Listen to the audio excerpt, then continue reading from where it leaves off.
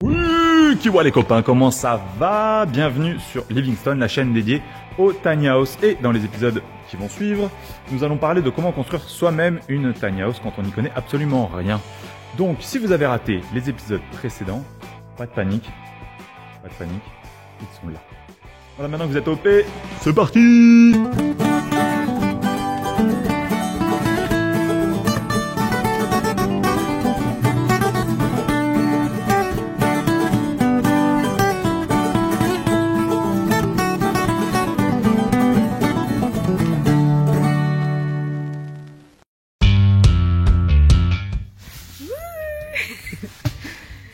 Aujourd'hui, on attaque le premier élément intérieur de la maison. On est tout content. Oui. On est tout content parce qu'on va poser le début de la mezzanine. Donc il y a la première planche, Là. ici même. Et puis bon voilà, on devrait arriver à tout mettre, à tout emboîter. Puis après, on enchaînera assez rapidement dans les jours qui viennent avec la cloison de la salle de bain. Et puis tout le reste de l'ossature, on va commencer à pouvoir voir les volumes habitables. Normalement, ça devrait bien se passer. Ces heures-ci.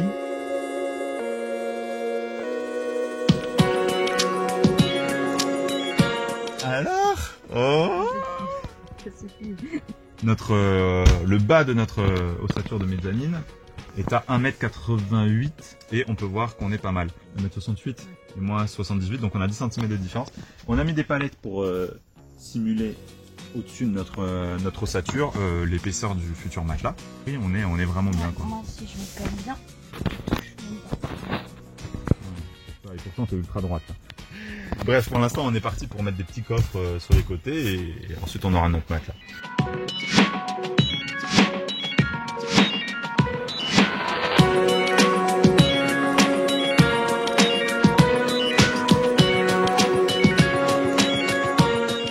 De temps en temps je me fais des petits kiffs.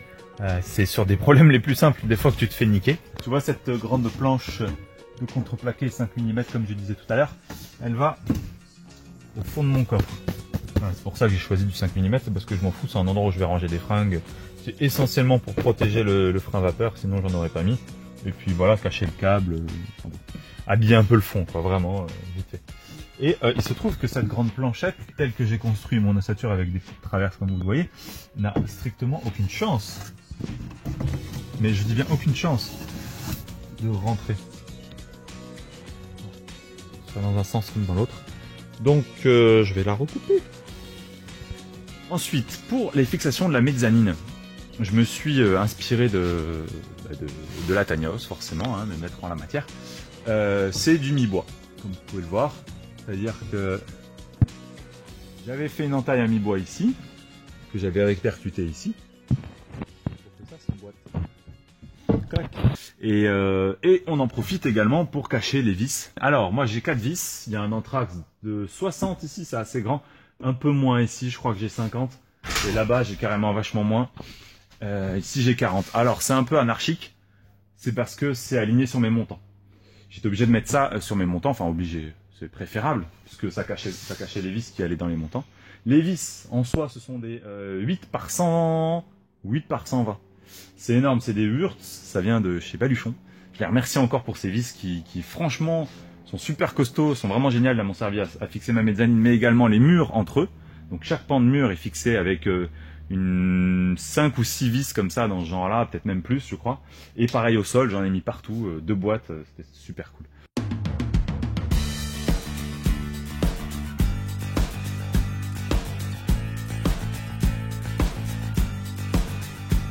Alors, pourquoi c'est cool? Parce que cette cloison-là permet de déterminer la largeur dont j'avais besoin pour l'escalier. Alors, c'est assez fin.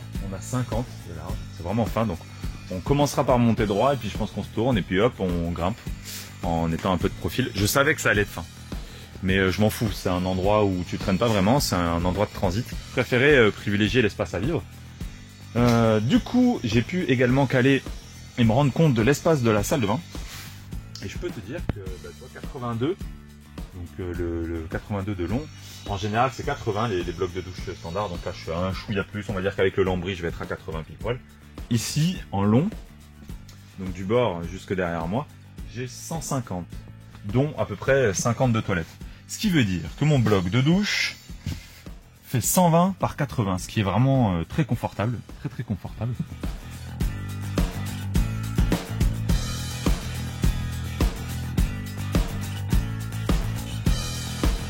Je trace mes épures de l'escalier, on voit pas très bien, mais directement sur la cloison de la salle de bain.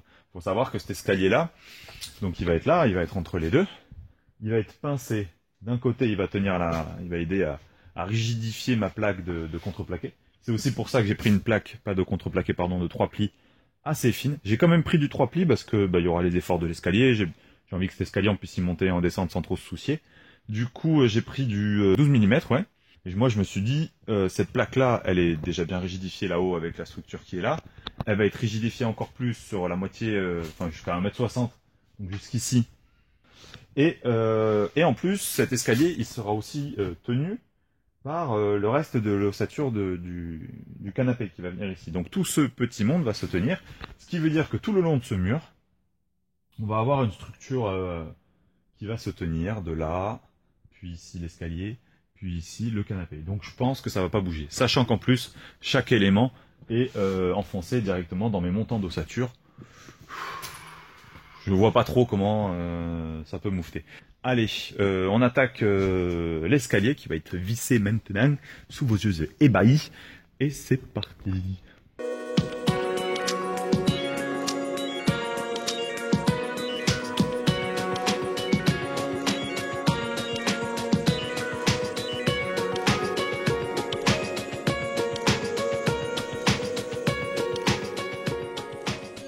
Alors, Yuna, c'était plein, comme t'as pas idée, de cet escalier qui était trop compliqué avant à faire. Donc, on a réduit... Attends. Donc, on a réduit de 5 cm la hauteur de cette marche, 10 celle-là, 15 celle-là. Donc, elles ont toutes récupéré un petit peu d'accessibilité. On va voir ce que la patronne en pense.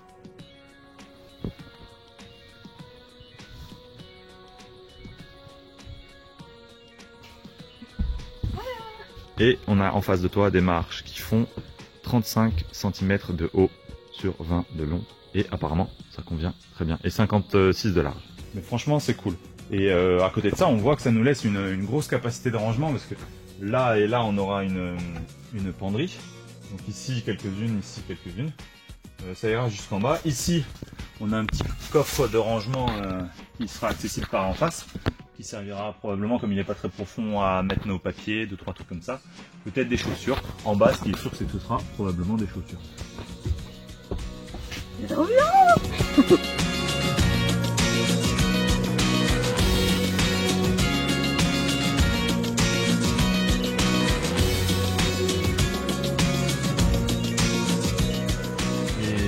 Du coup, je vais pouvoir attaquer le canapé qui va prendre place ici. Et il me tarde parce que c'est l'avant-dernier gros élément de l'habitacle. Après, on aura le plan de travail. Bon, allez, en attendant, il faut que je désenclave toutes les lattes de ce sommier quasi neuf qui traînait dans les frigos de pierre depuis bien longtemps pour en faire l'assise de mon canapé et ce sur quoi on mettra ensuite les coussins pour s'asseoir. Donc ce sera bien plus confortable qu'une planche en bois et bien plus léger. Donc on lit l'utile et l'agréable.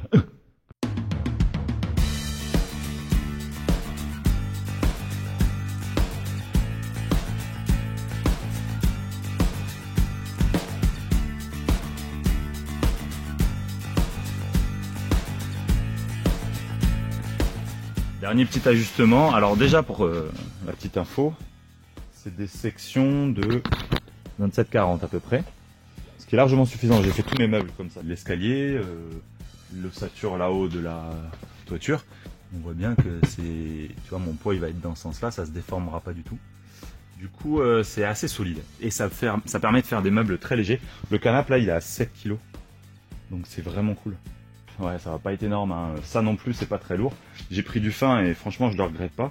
Alors ça flageole encore un peu. Mais ça va être un peu renforcé. Puis voilà, c'est tenu par l'escalier. Dans tous les cas, ça n'ira nulle part ce truc.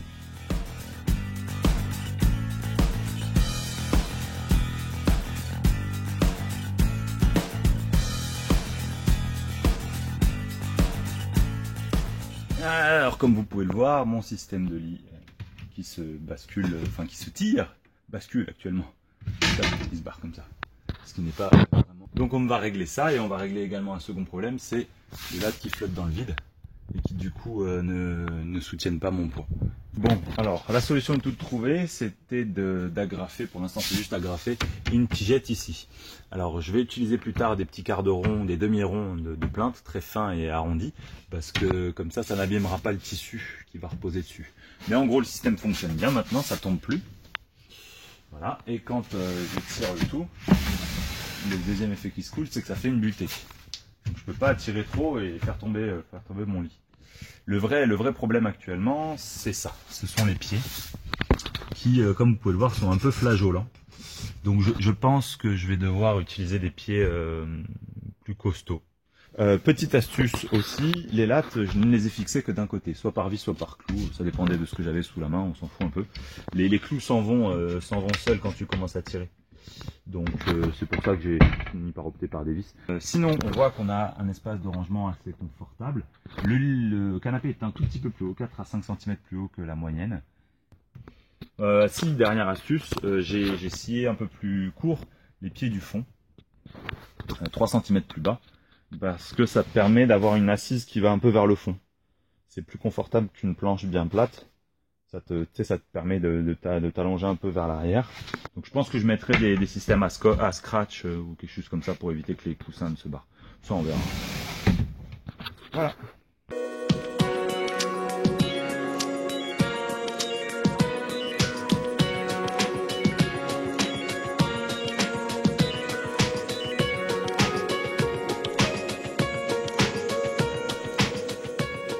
Là je suis le mur, en gros, ici c'est un mur.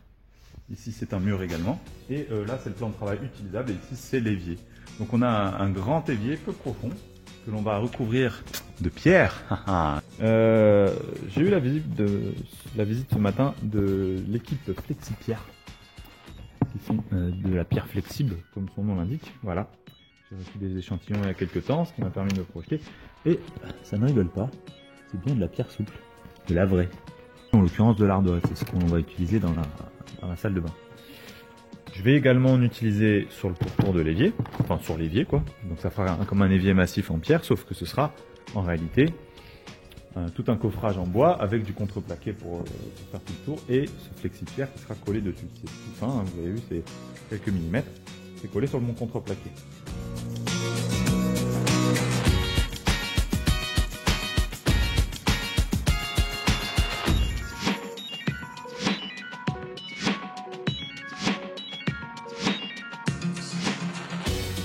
On peut voir que même si mon plan de travail est du niveau, la vasque elle est complètement débulée. Donc j'avais laissé 2 cm d'écart à peu près entre là et là-bas. Et il se trouve que ce n'est absolument pas assez efficace. L'eau s'écoule un peu, mais fifou quoi. C'est tout pour aujourd'hui. Merci beaucoup d'avoir regardé cet épisode, vraiment merci. J'espère qu'il vous a plu. Si c'est le cas, n'hésitez pas à partager, le petit bouton en bas, et à faire connaître à vos familles et à vos amis l'univers magnifique des Tiny House. Et puis c'est un bon moyen pour moi de voir que ce que je fais vous plaît. Vous pouvez également soutenir la chaîne sur Tipeee. En attendant, si vous en voulez encore, n'hésitez pas à vous balader sur la chaîne, à vous abonner, pourquoi pas. Il y a tout un tas d'autres vidéos, des rencontres, des présentations, des tutos techniques, bref, de tout pour être très heureux. Et quoi qu'il en soit, moi je vous retrouve bientôt dans une prochaine vidéo.